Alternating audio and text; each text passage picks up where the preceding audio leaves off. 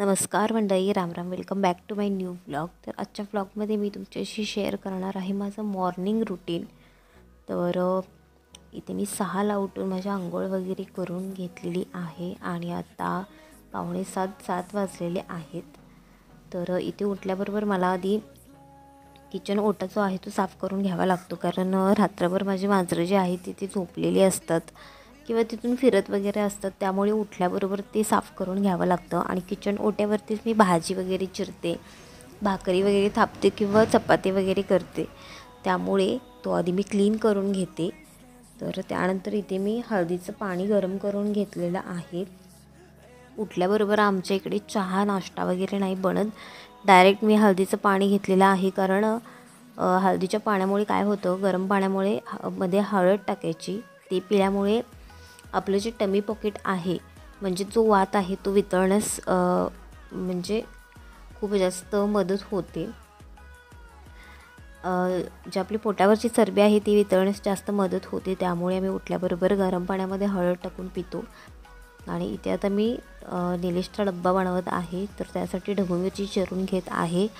एका गॅसवरती मी राईस ठेवलेला आहे, एका गॅसवरती तुम्ही बघू शकता बटाट्याची आमटीसुद्धा फोडणी टाकलेली आहे. आणि सकाळची इतकी गडबड असते की बसणं सोडून द्या, 5 सेकंद श्वास घेणंसुद्धा मुश्किल असतं. कारण जे घरी जितकी माणसं आहेत त्या सगळ्यांचं बघायचं असतं. सगळ्यांना जिथल्या तिथे हातात नेऊन द्यावं लागतं. बसलेल्या ठिकाणी सगळ्या गोष्टी हवेत.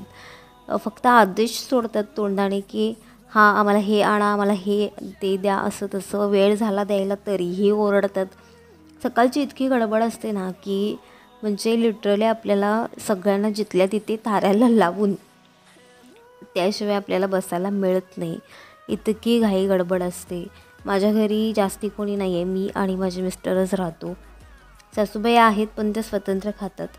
पण माझे मिस्टरच म्हणजे पुरेसे आहेत माझ्यासाठी. त्यांनासुद्धा बसलेल्या जागेला सगळं लागतं. धणू हे आण, धणू ते आण, धणू डबा झाला की नाही, धणू बॉटल भर, धणू पाणी दे, धणू हे बनव, धणू ते बनव. फक्त उठल्यापासून झोपेपर्यंत त्यांचं धणू हे आण, ते कर, असं झालं तसं झालं हेच सुरू असतं. तर हे असं असतं. पण तुम्ही कधी नोटीस केलं का बघा, आपल्या हातात मात्र कोणी काही आणून देत नाही. अगदी आपण आजारी असो तरीही उठून करावं लागतं. किंवा आणखीन भरपूर गोष्टी, पिरियड्स आली तर कोणाला सांगून काही फायदा नाही की किती त्रास होतो, क्रॅम्प्स किती येतात वगैरे, सगळं काही करावं लागतं. आणि वरती आपल्याला हेही ऐकावं लागतं की आमच्या वेळेला असं नव्हतं, आम्हीसुद्धा हे केलेलं आहे व तुम्हाला काही प्रॉब्लेम आहे. तर हेही ऐकावं लागतं. आणि आत्ताच्या मुली जर बघायला गेला ना तुम्ही, करिअरला जास्त प्रोत्साहन देणाऱ्या आहेत आणि त्यांना घरचं काम करण्यासाठी म्हणजे त्यामध्ये वेळ घालवण्यापेक्षा आपलं जे करिअर घडवणं ते जास्त महत्त्वाचं आहे. आणि ते योग्यच आहे. बदलत्या काळाबरोबर बदलणं हे सुद्धा जास्त गरजेचं आहे, तरच प्रगती होते. नाहीतर घर आहे तिथेच राहतं. ना प्रगती होते, ना घरातल्या माणसांचे विचार आहेत ते बदलतात. आणि किती दिवस आपण बुरसटलेल्या विचारांसोबत चालणार आहोत की बाबा नाही हेच केलं पाहिजे, तेच केलं पाहिजे. आत्ता तुम्ही बघू शकते खूप जास्त नवी नवरी जी असते तिच्याकडून खूप जास्त अपेक्षा असतात की बाबा नाही तिने सगळं काही केलं पाहिजे. ती 20 वर्षाची मुलगी जर तुमच्या घरी तुमची सून म्हणून येते आहे, तर तुम्ही तिला समजावून सांगणं गरजेचं आहे. ती तिथे तुमचं कम्फर्ट झोन तो तिला फील झाला पाहिजे. तुमच्या वागण्यातून, बोलण्यातून, तुमचं जे काही वावरणं आहे घरातून, ना की असं तिला अजिबात म्हणजे एकटेपणा जाणवला पाहिजे किंवा अगदीच असा लोनलीनेस जाणवला नसला पाहिजे. तर ते सगळ्या घरच्यांवरती डिपेंड आहे. नवरा तर साथ देतोच, पण बाकीचे जे घरी आहेत त्यांनीसुद्धा समजावून घेणं जास्त गरजेचं आहे ॲक्च्युली. कारण आपल्या घरातल्या परंपरा ज्या रूढी आहेत त्या तिला माहिती नसतात आणि आपण तिला समजावून सांगणंसुद्धा जास्त गरजेचं आहे. थोडा तिला वेळ द्यावा की बाबा तिथे रुजण्यासाठी, किंवा तुमच्या घरी जे काही आहे, तुमचे जे काही नियम आहेत, अटी आहेत, त्या सगळ्या स्वतःमध्ये आत्मसात करून घेण्यासाठी तिलाही तुम्ही समजावून घेतला पाहिजे, तरच तीसुद्धा तुम्हाला समजावून घेईल. पण हल्ली असं नाही होत.